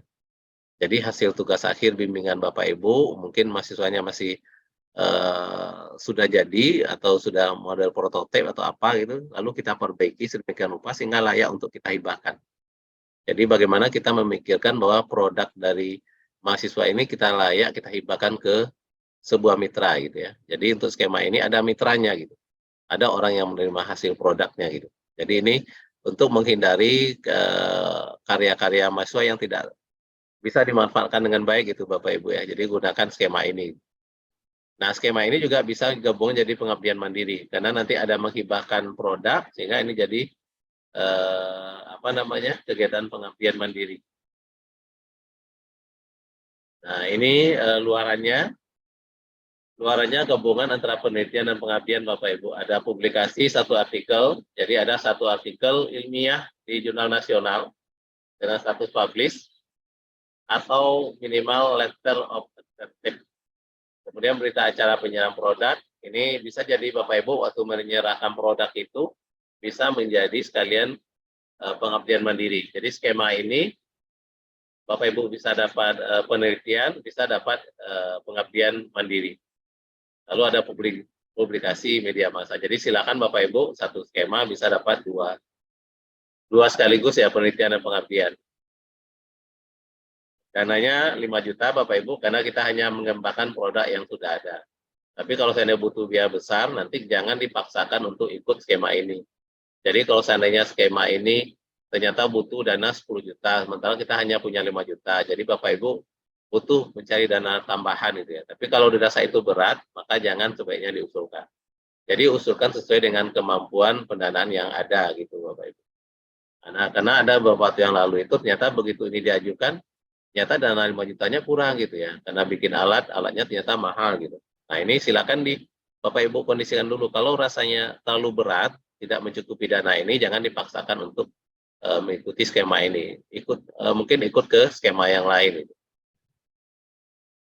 Nah, itu Bapak Ibu ya untuk skema penelitian terapan pemula. Kemudian berikutnya adalah skema guru besar. Nah, skema guru besar ini tujuan kita adalah untuk mendorong mempercepat ya Bapak Ibu guru besar di Politeknik di Padang sehingga kita meluncurkan program ini dengan dana yang cukup besar, tapi syaratnya memang harus S3 Bapak Ibu. Nah, ini syaratnya, jadi syarat untuk penelitian guru besar ini Bapak Ibu memang minimal S3, ini beberapa kriterianya. Lalu luaran yang kita minta itu juga 2 Bapak Ibu. satu jurnal internasional bereputasi, kemudian mengikuti seminar nasional terindeks. Terindeks itu maksudnya terindeks Scopus atau WOS gitu ya. Jadi skema ini didanai cukup besar, 30 juta, kemudian luarannya adalah publikasi di jurnal ilmiah bereputasi, jurnal Bapak Ibu ya, satu artikel di jurnal, statusnya in review minimal. Jadi Bapak Ibu sudah submit dan dalam proses review. Nanti ada form reviewnya di akhir tahun. Kemudian satu lagi adalah mengikuti seminar internasional. Jadi ada artikel di jurnal, ada artikel di proceeding. Keduanya sama-sama terindeks. Jadi luaran ini diharapkan mendapatkan 2 publikasi Bapak Ibu di jurnal terindeks ya, di Scopus atau di WOS. Satu artikel ilmiah, satu adalah seminar. Jadi ini makanya butuh biaya nggak besar Bapak Ibu untuk skema ini. Jadi silakan Bapak Ibu yang sudah doktor segera disiapkan untuk mengikuti skema ini. Berikutnya adalah penelitian kerjasama internasional. Proses review juga nanti bisa Bapak Ibu lihat di buku panduannya. Kemudian kita ke penelitian kerjasama internasional. Ini juga upaya kita, seperti yang disampaikan oleh Pak Wadir Satu itu, bagaimana meningkatkan kerjasama dengan pihak luar, dalam hal ini di luar negeri Bapak Ibu. Ini dana juga cukup besar, ini bisa Bapak Ibu sharing dana juga, tapi di sini harus Bapak Ibu harus ada surat pernyataan kerjasama atau surat penyertaan dana. Artinya ada sharing dana gitu ya. Ini riset kolaborasi Bapak Ibu dengan pihak di luar ya, mitra internasional. Kalau formatnya Bapak Ibu kalau ada surat pernyataan silakan disesuaikan dengan, karena masing-masing pihak internasional ini beda-beda format pernyataan kerjasamanya ya. Jadi bisa Bapak Ibu langkah awal kita untuk membangun MOU dengan pihak luar, lalu Bapak Ibu melakukan penelitian dengan sifatnya sharing dana. Kita di Politeknik membantu 30 juta, menganggarkan 30 juta untuk kegiatan ini. Ini harapan kita di setiap tahun itu selalu meningkat jumlah kerjasama internasional dan publikasi internasional kita. Nah ini upaya kita untuk mencapai IKU Bapak Ibu. Ini bagian dari IKU Politeknik Negeri Padang. Nah, di skema ini kita berharap Bapak Ibu dosennya lintas program studi. Dosennya lintas program studi. Boleh Bapak Ibu S2 tapi jabatan minimal lektor dan memiliki ID Scopus. Jadi sudah punya H-Index di Scopus Bapak Ibu untuk kegiatan, karena ini targetnya adalah kerjasama internasional. Jadi pasti sudah punya pengalaman publikasi di internasional. Nah, berikutnya terakhir adalah penelitian mandiri ya. Nah, ini kemarin ada beberapa yang melakukan penelitian mandiri terkait dengan karena tiba-tiba harus ngisi BKD, lalu penelitiannya nggak ada, tiba-tiba bikin penelitian. Ya, kita harus terencana Bapak Ibu. Jadi jangan tiba-tiba ada kebutuhan lalu kita bikin-bikin saja. Nah, kita di P3M berharap setiap kegiatan penelitian maupun pengabdian mandiri itu terencana Bapak Ibu. Jadi nanti di sini kita membantu sebenarnya bagaimana Bapak Ibu terpenuhi ya, terpenuhi BKD-nya, syarat-syarat yang lainnya untuk naik pangkat dan lain sebagainya gitu ya. Jadi kita memfasilitasi dosen peneliti yang belum berkesempatan peroleh dana hibah penelitian. Jadi kalau ini kesempatan Bapak Ibu melakukan skema penelitian terapan mandiri. Nah, luaran yang kita minta, walaupun ini mandiri Bapak Ibu, sebenarnya kita juga minta luaran minimal 1 lah Bapak Ibu publikasi artikel ilmiah. Boleh nasional atau proceeding, Bapak Ibu ikut seminar atau apa gitu ya. Nah ini minimal ada ini 1 Bapak Ibu untuk skema penelitian mandiri itu ada luaran. Jadi tidak hanya laporan, tapi ada luaran publikasi. Nah kemudian pengajuan penelitian mandiri ini dibuka dari setiap awal bulan Bapak Ibu. Bapak Ibu boleh dari Januari sampai Oktober, karena November itu sudah mulai laporan. Nah pelaporan di bulan November, Desember kita keluarkan SK-nya. Ketua pengusulnya dosen Politeknik, anggotanya sama Bapak Ibu, 1-4 orang. Nah ini prosedur yang harus Bapak Ibu lakukan kalau seandainya melakukan penelitian mandiri. Jadi sebelum Bapak Ibu mengajukan surat permohonan ke kami, Bapak Ibu daftar dulu penelitiannya di Simpediaka dengan akun Bapak Ibu, nanti ada namanya penelitian mandiri, sehingga nanti keluar lembar pengesahan. Setelah dapat lembar pengesahan, Bapak Ibu mengajukan permohonan kepada P3M yang diketahui oleh ketua jurusan. Format suratnya sudah kita siapkan. Di lampiran 20 ada formatnya. Jadi format surat permohonan itu Bapak Ibu sertakan dengan lembar pengesahan, Bapak Ibu serahkan ke P3M, nanti P3M akan mencek lalu mengeluarkan surat persetujuan Bapak Ibu untuk melaksanakan kegiatan penelitian mandiri. Jadi setelah Bapak Ibu ajukan surat permohonan dan disertai dengan lembar pengesahan, nanti P3M mengeluarkan surat persetujuan untuk Bapak Ibu melaksanakan penelitian mandiri. Nah, setelah Bapak Ibu melaksanakan penelitian mandirinya, paling lama bulan November, Bapak Ibu telah menyerahkan satu rangkap laporan akhir penelitiannya.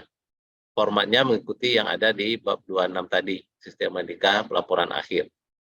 Nah, kemudian di Desember kita akan menerbitkan SK Bapak Ibu. Jadi surat persetujuan ini sudah jadi kekuatan bagi Bapak Ibu untuk melaksanakan kegiatan penelitian mandiri. Kemudian SK-nya di akhir tahun. Nah, ini langkah-langkah ini Bapak Ibu mohon diikuti gitu ya. Jadi beberapa kasus kemarin tuh Bapak Ibu dia sudah melakukan penelitian tiba-tiba minta SK saja gitu. Nah, ini yang kita hindari Bapak Ibu. Jangan kita P3M nggak tahu apa-apa lalu Bapak Ibu minta SK dimasukkan ke penelitian mandiri gitu. Jadi kita berharap sudah bisa mulai tertib administratif sehingga proses kegiatan penelitian mandiri Bapak Ibu ini juga terekam dengan baik di kegiatan kita dan itu juga menunjang pencapaian kita Bapak Ibu kegiatan penelitian mandiri.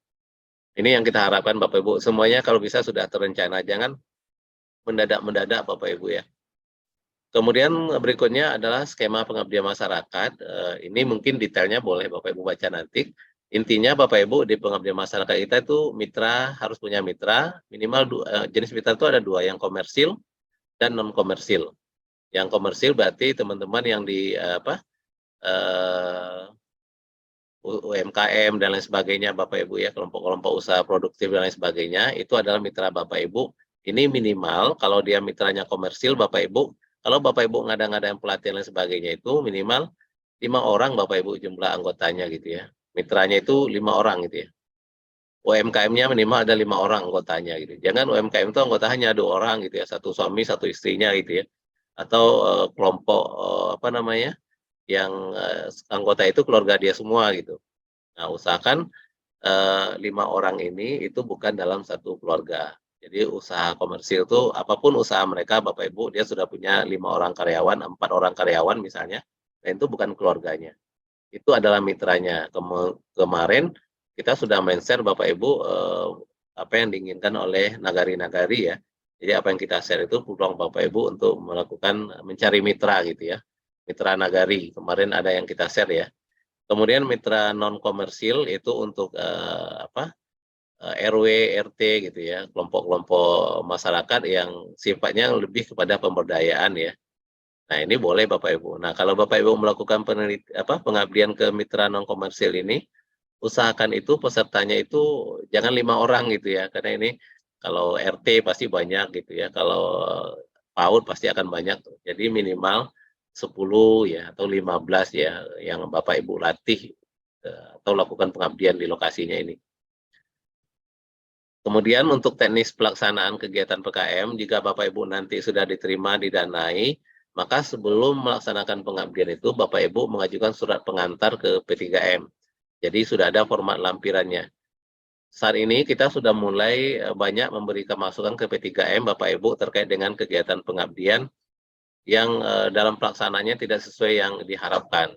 Jadi sekali lagi Bapak Ibu untuk tahun ini berharap sebelum melakukan pelaksanaan pengabdian Bapak Ibu mengajukan surat pengantar dulu. Jangan surat pengantarnya ini menyusul Bapak Ibu. Jadi sebelum melaksanakan pengabdian mengajukan surat pengantar, setelah mendapat surat dari P3M baru Bapak Ibu melaksanakan pengabdian ke lokasi. Karena kita berharap kadang-kadang kita butuh dari P3M akan memantau melihat pelaksanaan pengabdiannya. Jadi kita hindari pelaksanaan pengabdian yang Bapak Ibu tidak mengajukan surat pengantar, tiba-tiba udah selesai aja pengabdiannya gitu. Sementara kita di P3M tidak tahu. Jadi kita ingin memantau bahwa pengabdian Bapak Ibu itu telah dilaksanakan dengan baik. Nah, ini yang kita harapkan Bapak Ibu. Di tahun ini ya, kita mulai tingkatkan lebih baik lagi kegiatan pengabdian kita, sehingga betul-betul tercapai ya yang kita harapkan gitu. Nah, ini penting Bapak Ibu ya, sekali lagi sebelum melakukan pengabdian, Bapak Ibu ajukan surat pengantar, nanti P3M akan memberikan surat pengantar pelaksanaan pengabdian, lalu setelah itu P3M bisa saja akan hadir di dalam kegiatan pengabdian Bapak Ibu untuk melihat langsung apa yang Bapak Ibu lakukan di tempat mitra. Ini bagian upaya kita untuk memantau agar pengabdian kita itu sesuai dengan yang telah kita rencanakan. Skema pengabdian di sini hanya ada 2, Bapak Ibu, ada yang konsepnya hampir sama, hanya satu kompetitif, satu penugasan. Jadi yang kompetitif ini Bapak Ibu lakukan majuin proposal gitu ya, semuanya nanti kita proses. Nah, di skema ini Bapak Ibu luarannya semuanya 3 Bapak Ibu. Satu artikel, jadi di skema pengabdian itu luarannya satu artikel ilmiah di jurnal nasional, ber-ISN Bapak Ibu, ini ber-ISN, berarti tidak terakreditasi, boleh di jurnal nasional Abdi Mas kita bisa, atau Bapak Ibu ikut seminar. Kadang-kadang ada yang ingin ikut seminar nasional yang bisa ikut skema pengabdian. Nah, Bapak boleh ikut, boleh salah satu. Jadi dengan dana ini 5 juta ya, kalau kegiatan proceeding ISBN ini biasanya paling biayanya hanya 5.500.000 gitu ya. Jadi tercover dengan dana kita. Kalau ikut publish di jurnal nasional ber-ISN ini biasanya tidak bayar, malah gratis. Jadi lebih irit. Jadi dengan dana yang kita berikan 5 juta, mudah-mudahan tercover Bapak Ibu. Kemudian membuat artikel di media massa, lalu ada video kegiatannya. Skema yang berikutnya penugasan, isinya sama juga Bapak Ibu. Penugasan ya, nanti kita yang menugaskan Bapak Ibu untuk melakukan pengabdian, dananya sama, luarannya juga sama. Untuk syarat-syarat yang lain, kalau kita sudah dosen di Politeknik, kayak sudah terpenuhi semua Bapak Ibu, minimalnya asisten ahli. Nah, ini sudah di pengabdiannya. Intinya kita berharap pengabdian Bapak Ibu betul-betul bermanfaat untuk di mitra gitu ya.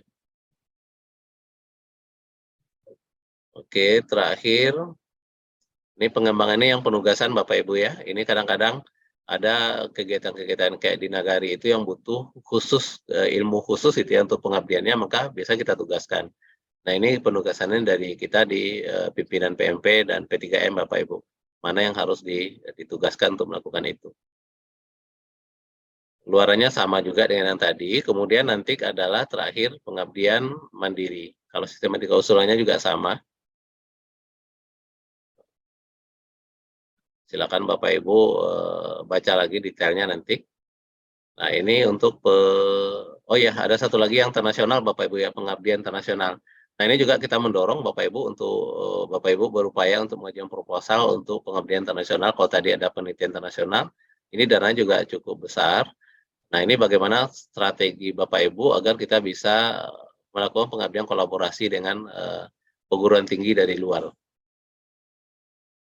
Luarannya ini karena ini internasional Bapak Ibu, kita minta selain dari yang 3 tadi, ada namanya publikasi di jurnal internasional. Minimal in review ya Bapak Ibu.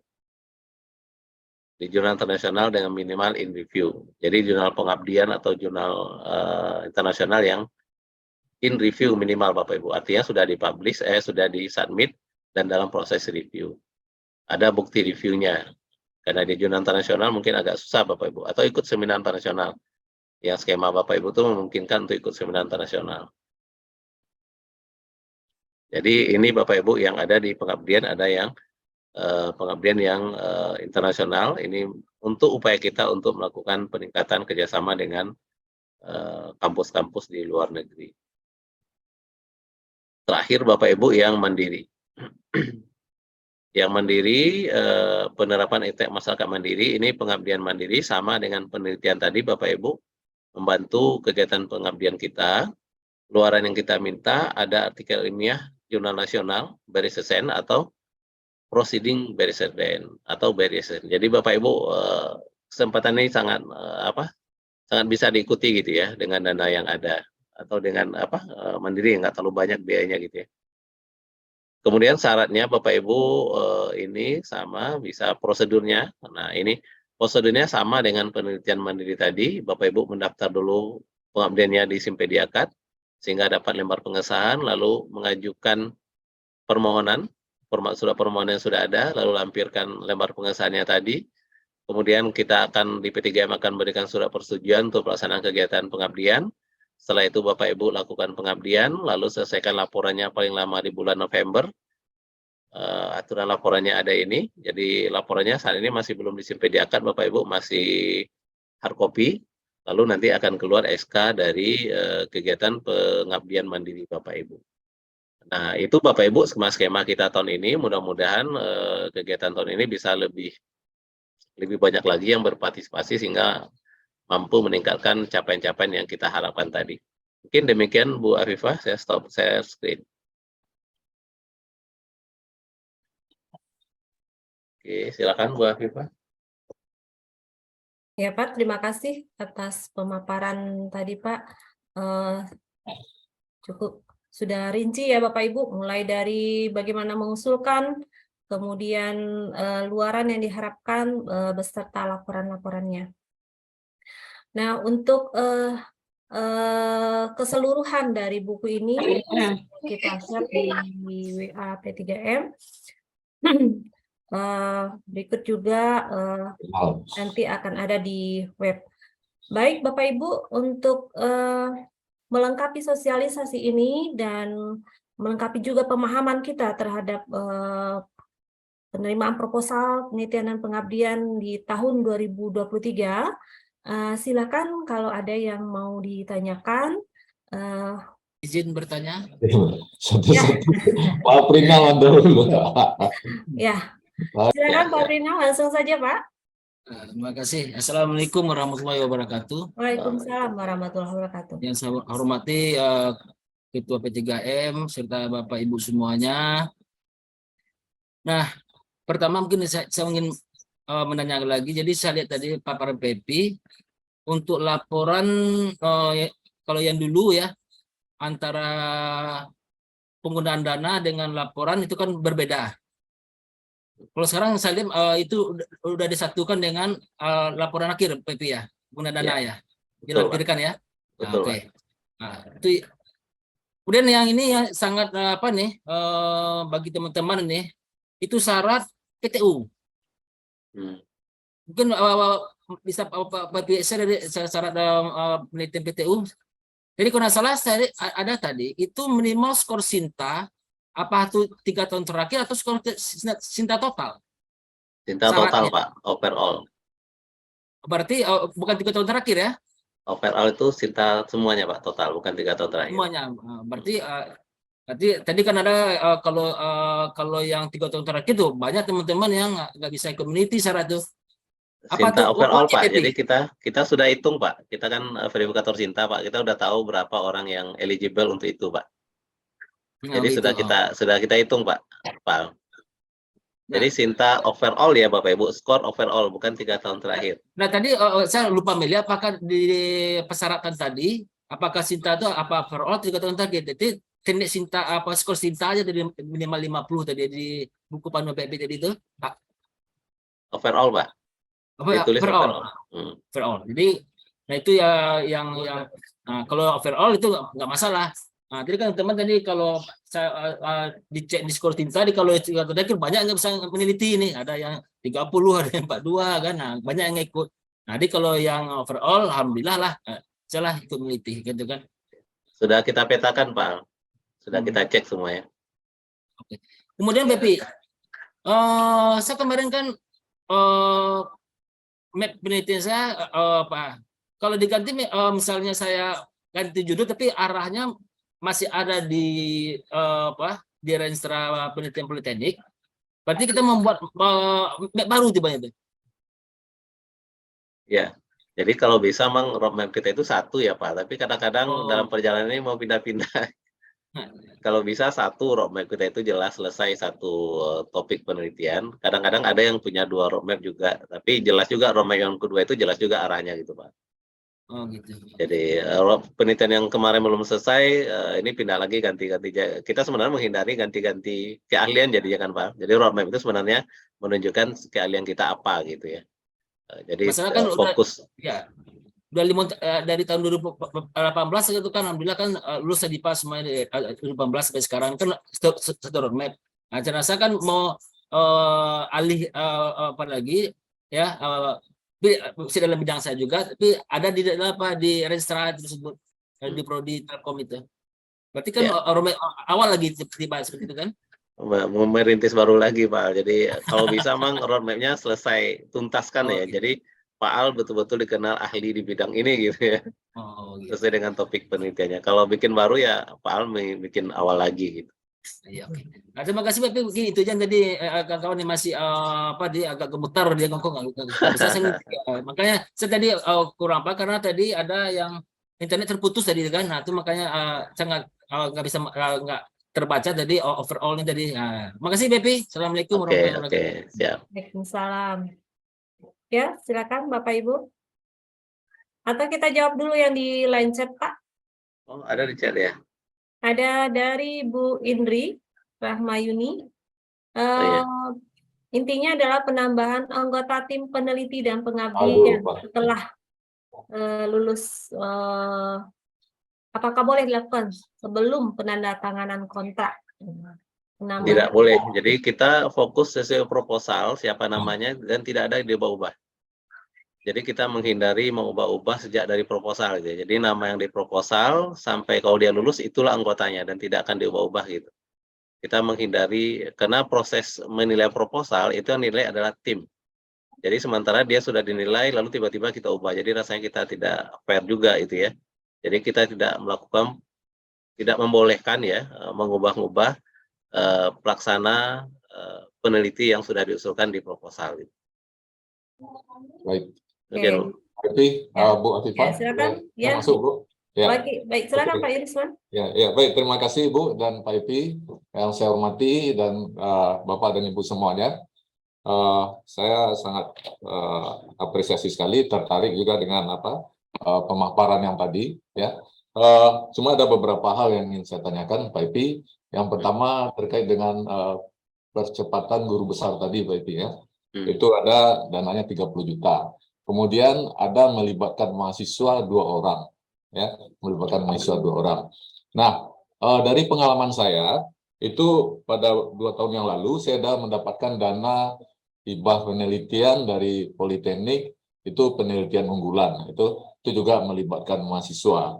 Cuma dalam pelaksanaannya, setelah saya libatkan mahasiswa, di dalam tugas akhir itu, kadang-kadang menurut beberapa dosen itu tidak sesuai dengan terlalu tinggi katanya, artinya nggak sesuai dengan kompetensinya mahasiswa politeknik. Ya, nah jadi sehingga waktu ujian itu ada permasalahan itu. Sementara saya sendiri sebagai pembimbing itu yang pertama. Kemudian yang kedua dan menyangkut percepatan guru besar, itu juga melibatkan mahasiswa 2 orang kalau saya nggak salah tadi. Nah, kita kan hanya punya mahasiswa D3 dan D4. Nah, juga dari pengalaman saya waktu di ITB dulu, itu saya sebagai asisten peneliti dulu, itu yang promotornya ini, itu mahasiswanya mahasiswa S3, dan minimal S2, Baby. Gitu. Nah, kemudian kalau masalah biaya mungkin oke lah, memang segitulah kemampuan dana kita gitu ya. Karena dari juga saya pernah dulu mendapatkan hibah penelitian unggulan dari Dikti, itu 1 tahun dananya 75 juta dan dilaksanakan dalam waktu 2 tahun itu. Dan itu penelitiannya dilaksanakan di Bandung karena kita nggak punya labor. Nah itu yang jadi masalah bagi saya pribadi gitu. Yang pertama tidak ada laboratorium sehingga kita harus melakukan di Bandung gitu ya, di laboratorium pusat penelitian masalah bangunan ya. Nah, kemudian juga di dalam penelitian itu kalau kita ingin mengejar jurnal yang terindeks Scopus dengan Q2 atau Q1 itu di teknik sipil itu terutama di bidang saya ada 2 tahapan itu. Yang pertama kajian secara numerik.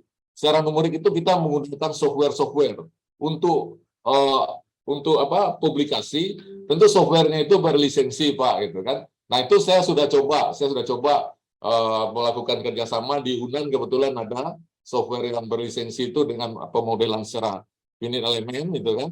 Nah itu saya sudah coba sehingga waktu itu pada penelitian unggulan yang kemarin sudah kemudian kebetulan di Sinta saya terbitkan dan dapat. Nah untuk internasional saya sedang saya lakukan lagi sekarang ini, walaupun bukan penelitian saya sendiri, saya bikin sendiri. Itu mudah-mudahan itu akan saya coba terbitkan lagi, tapi hanya numerik saja. Nah, dengan dana yang 30 juta ini, ya mudah-mudahan saja, karena mungkin baru sekarang saya nggak tahu, tahun lalu sudah ada apa belum.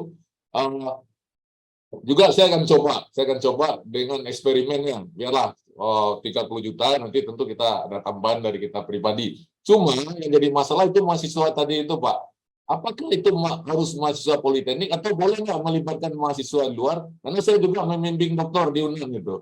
Nah, itu bagaimana kalau di politeknik rasanya yang pertama skop daripada tugas akhir mahasiswa itu nggak mencapai ke sana. Kemudian juga bermasalah nanti dengan dosen-dosennya, dengan teman saya sendiri nanti ini terlalu tinggi ini Pak. Nah, sementara kita harus melibatkan tugas akhir mahasiswa.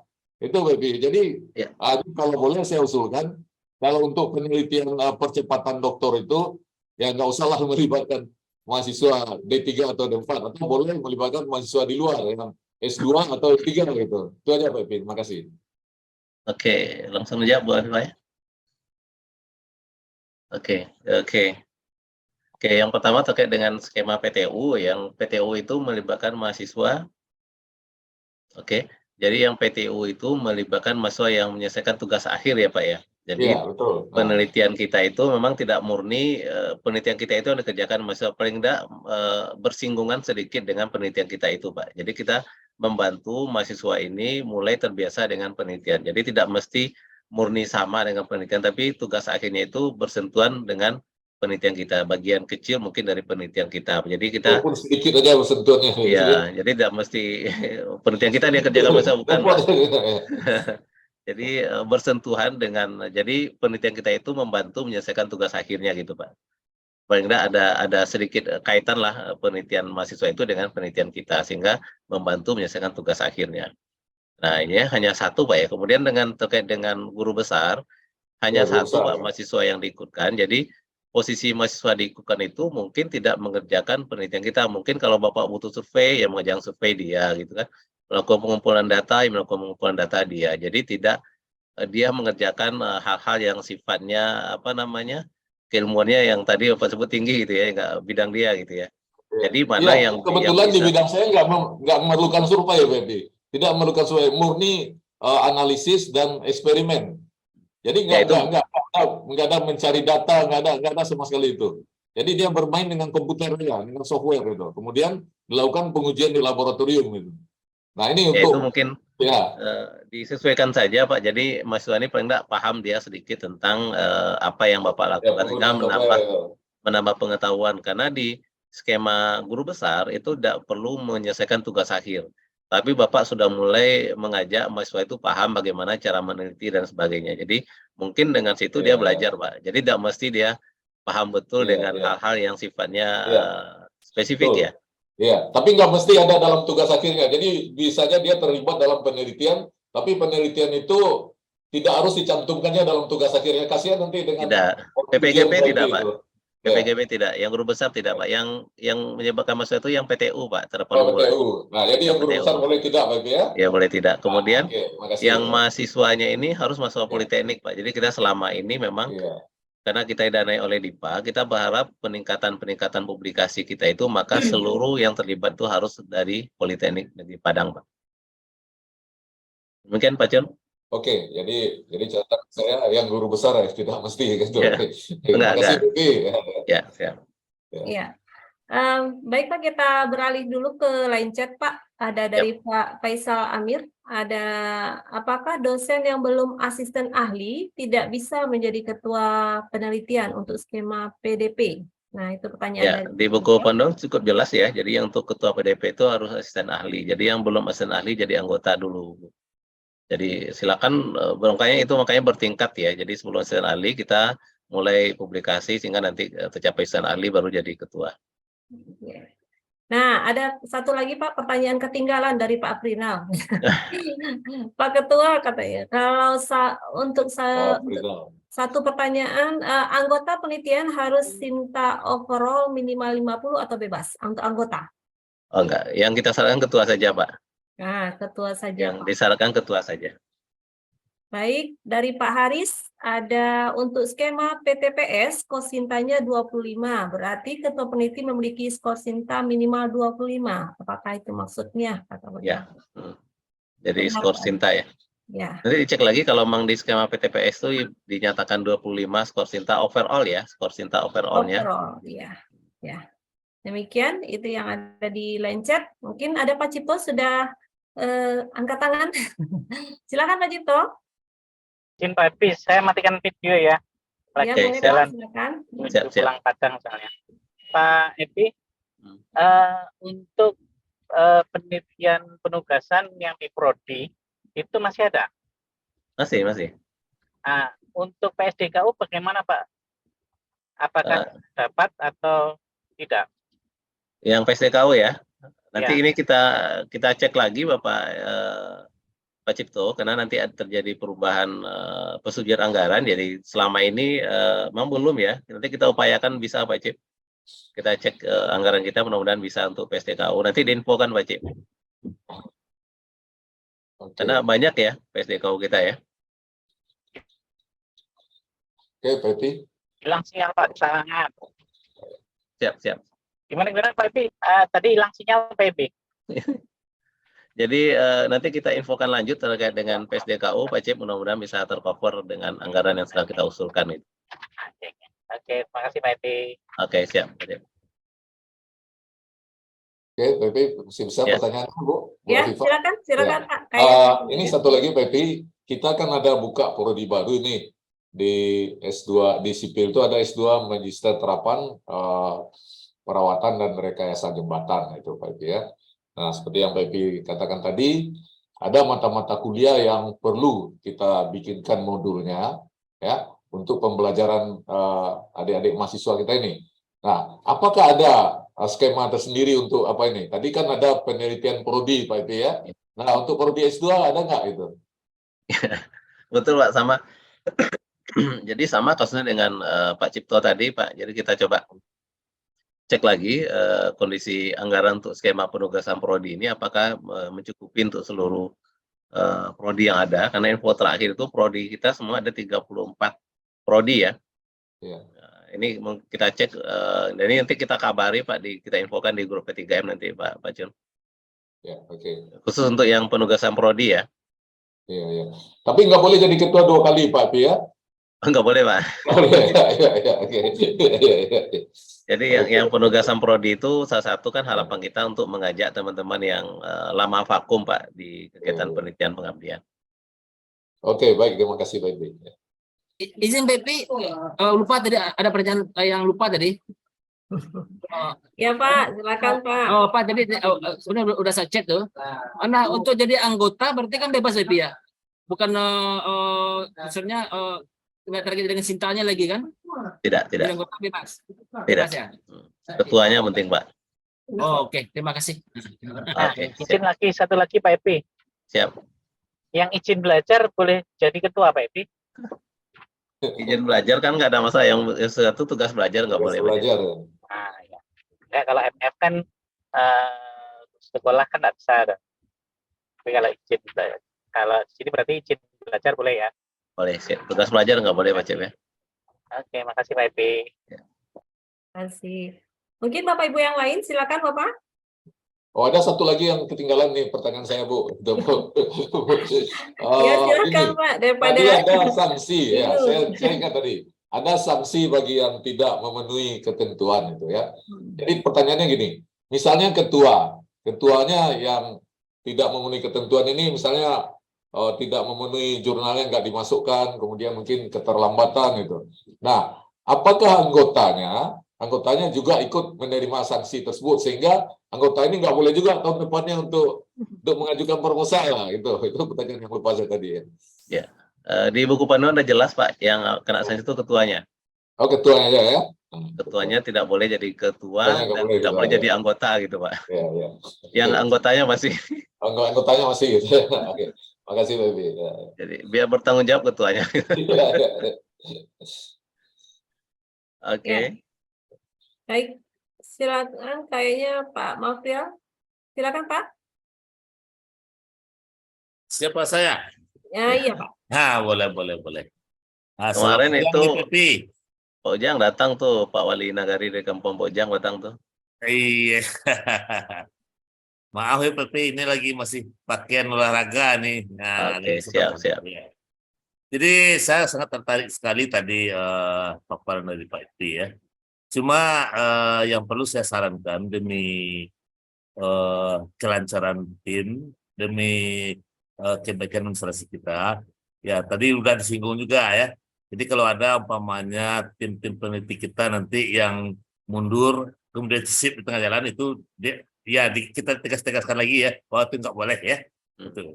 Karena saya melihat dari awal saya pantau tadi, saya administrasi kita sudah bagus tuh ya.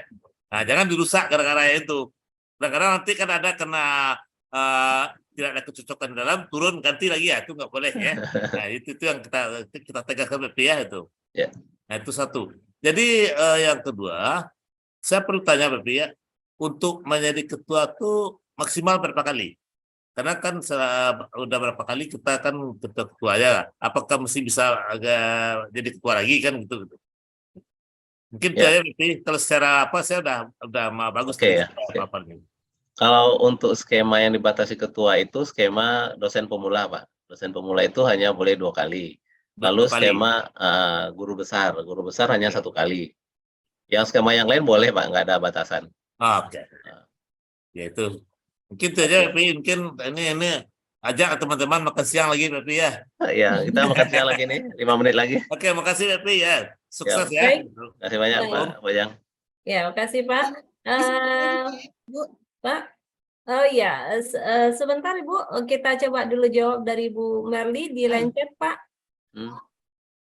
Izin bertanya Pak Epi, tadi seingat saya syarat PTU adalah jumlah anggota peneliti 1-4 orang yang terdiri dari mahasiswa, juga ada PLP atau Prokom. Kemudian seluruh nama anggota tercantum dalam publikasi. Yang saya tanyakan, apakah nama Prokom atau PLP boleh tidak masuk dalam publikasi? Karena berdasarkan pengalaman teman-teman dosen yang belum punya publikasi, ingin bergabung dengan harapan dari nama atau PLP atau Prokom bisa digantikan. Nah, itu pertanyaan beliau. Ya, jadi anggota panitia itu kan 1-4 itu bisa dosen, bisa PLP, bisa Prakom, bisa mahasiswa. Jadi bisa 4-4-nya itu bisa yang mahasiswa wajib ya Bu ya. Jadi mahasiswa wajib, lalu yang 3 lagi boleh dosen semuanya. Jadi Prakom nggak bisa. Prakom Bapak Ibu aja kalau mendukung kegiatan penelitian Bapak Ibu. Nah, untuk luarannya tetap namanya harus keluar di publikasi. Jadi tidak bisa digantikan oleh orang lain karena dia sudah jadi anggota. Anggota itu kan cuma 5 gitu ya. Jadi kalau 5, berarti 5 itu keluar di publikasinya. Jadi kalau Prakom dimasukkan sebagai anggota, berarti kita butuh dia. Jadi waktu kita publikasi, maka nama dia juga diikutkan. Mungkin saat ini dia tidak perlu, nggak tahu tahun-tahun berikutnya dia perlu gitu ya. Dan itu nggak bisa digantikan oleh orang lain gitu, Bu. Jadi kita sebutkan di awal, kalau anggotanya 5, yang 5 itu wajib masuk di publikasinya. Kalau anggotanya 3, ya 3 itu masuk gitu. Jadi sifatnya itu pakai atau ya Bu ya. Jadi tidak harus anggota itu harus ada Prakom, harus ada PLP gitu ya. Yang wajib itu mahasiswa. Yang Prakom pilihan gitu ya.